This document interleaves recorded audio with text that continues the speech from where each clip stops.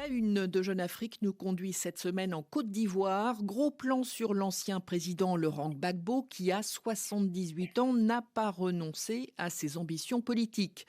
Bonjour Florence Richard. Bonjour Catherine. C'est vous qui signez cet article intitulé Laurent Gbagbo, candidat hypothétique, toujours à la recherche de la bonne formule. Il faut dire que pour concourir à l'élection présidentielle en 2025, l'ancien président doit surmonter plusieurs obstacles. Et tout d'abord, il doit obtenir sa réinscription sur les listes électorales. Oui, en effet, Laurent Gbagbo a été condamné dans l'affaire dite du casse de la BCEAO en 2018. Donc, il reste privé de ses droits civiques et politiques.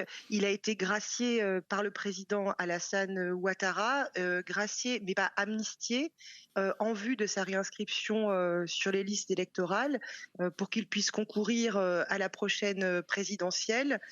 Alors, son parti a indiqué qu'il avait accepté d'être le candidat du PPACI, sa nouvelle formation politique. C'est pour ça qu'on écrit dans Jeune Afrique que c'est un candidat pour l'instant hypothétique, parce qu'effectivement reste cet obstacle de taille, sa réinscription sur les listes électorales ivoiriennes. Une autre question se pose, Florence Richard.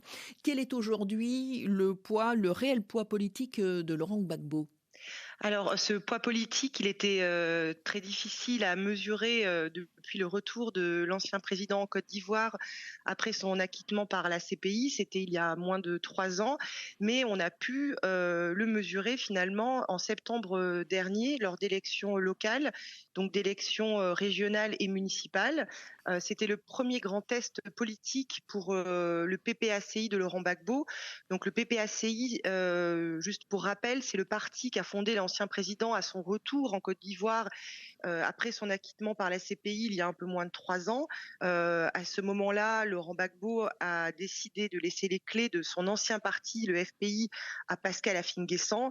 Et on a pu donc mesurer le poids de cette nouvelle formation politique d'opposition le 2 septembre dernier.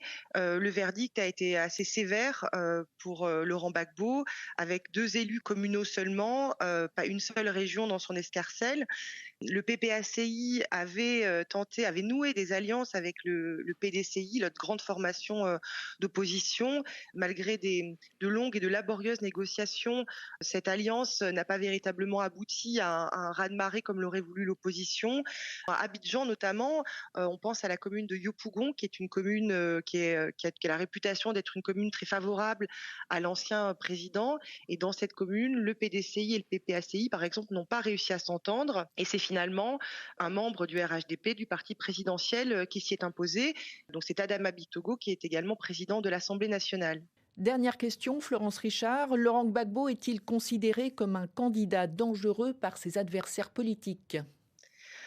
Alors, pas vraiment. Quand on discute à Abidjan avec des membres du RHDP, donc du parti au pouvoir, avec l'entourage d'Alassane Ouattara, avec des ténors donc du parti présidentiel, eux disent que non, ils ne considèrent pas que Laurent Gbagbo soit une véritable menace en vue de la présidentielle.